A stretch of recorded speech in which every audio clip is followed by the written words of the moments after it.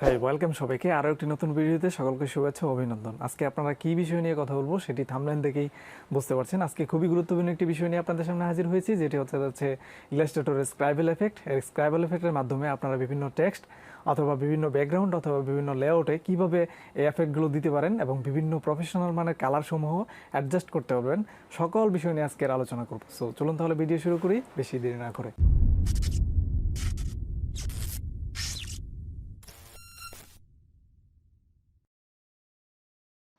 Welcome back to Illustrator.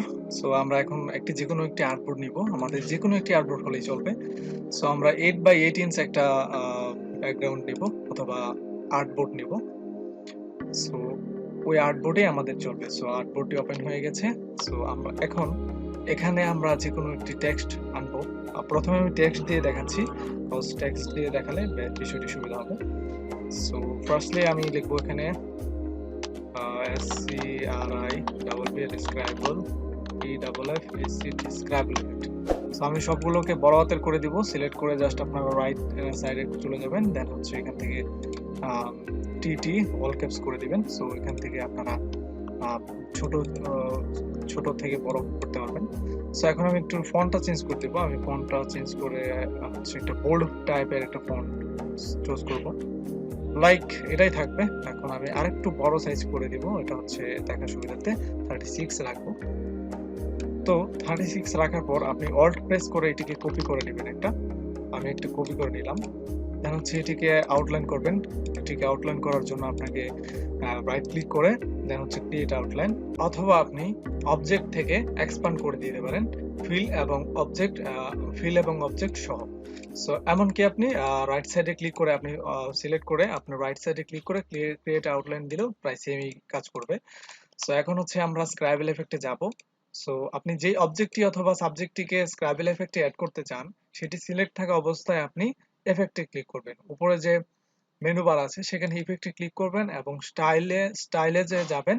স্টাইলে যে যাওয়ার পর সবার শেষে যে এফেক্টটি পাবেন সেটি হচ্ছে স্ক্রাইবেল, SCRIBBLE, স্ক্রাইবেল এফেক্ট। সো স্ক্রাইবেল এফেক্টের ডিফল্ট হিসেবে যেটি থাকবে সেটি এরকম থাকবে, এটি তেমন কিছু বোঝা যাচ্ছে না।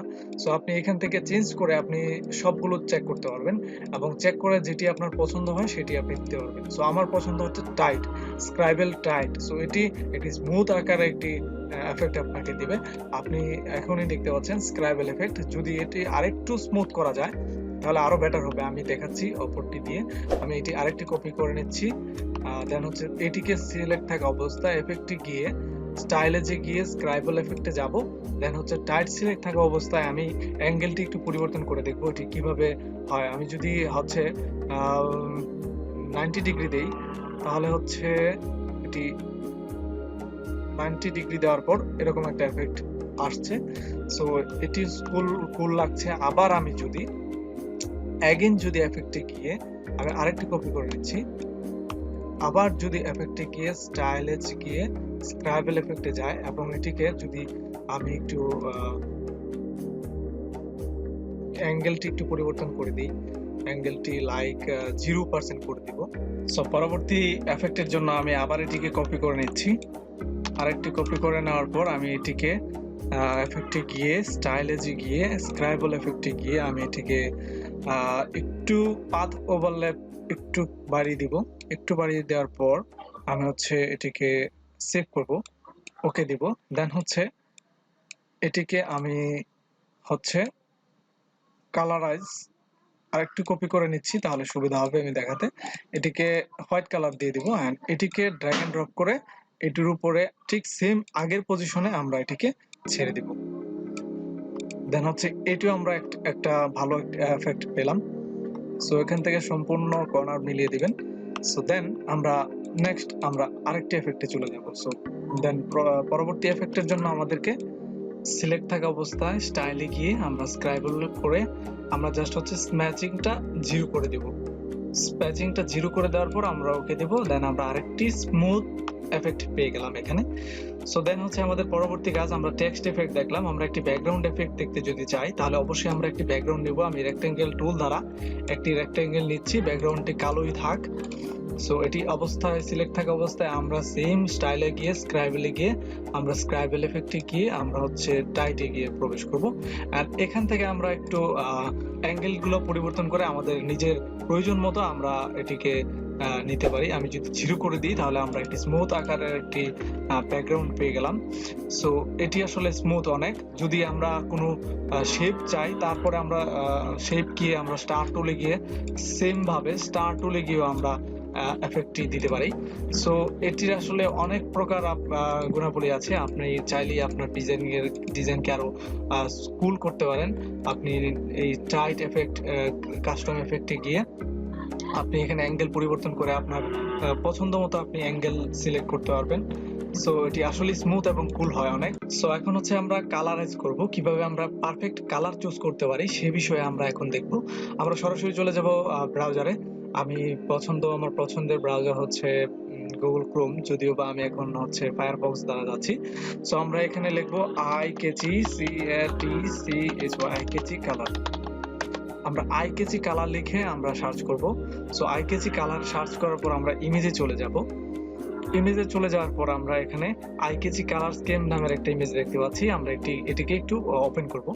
ওপেন করার পর আমরা হচ্ছে আইড্রপার দ্বারা এখান থেকে কালার চুজ করব। সো আইড্রপার দ্বারা কিভাবে কালার চুজ করবেন এবং কালার পিকার আইড্রপার কি সে বিষয়ে আমার একটি ভিডিও আছে, আমি আই বাটনে অথবা এন্ড স্ক্রিনে দিয়ে দিব, আপনারা সেই ভিডিওটি দেখে আসতে পারেন।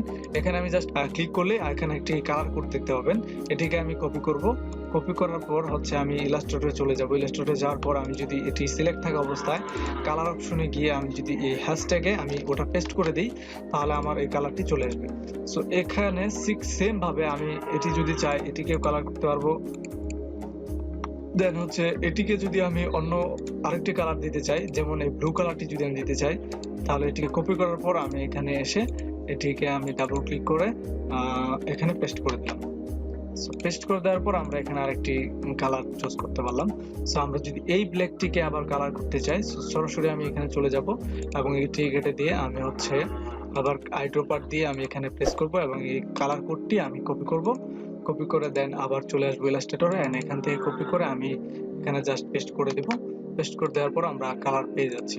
সো এগুলো হচ্ছে আইকেচি কালার। আপনি প্রফেশনাল এবং স্মুথ কালার হিসেবে এগুলোকে ধরতে পারেন। সো আমি যদি এটিকে আবার সেম এটির কালার দিয়ে দিই তো এটি অটোমেটিকলি ডান হয়ে গেছে। সো এটিকে আমি আর একটু ছোট করে দিই দেখানোর স্বার্থে। সো এভাবে আপনি আপনার ইলাস্ট্রেটরে স্ক্রাইবেল এফেক্টটিকে খুব সহজভাবে দিতে পারেন, যে কোনো প্রকার ঝামেলা এবং হ্যাজেল ছাড়া। আজকের ভিডিও এই পর্যন্তই থাকবে।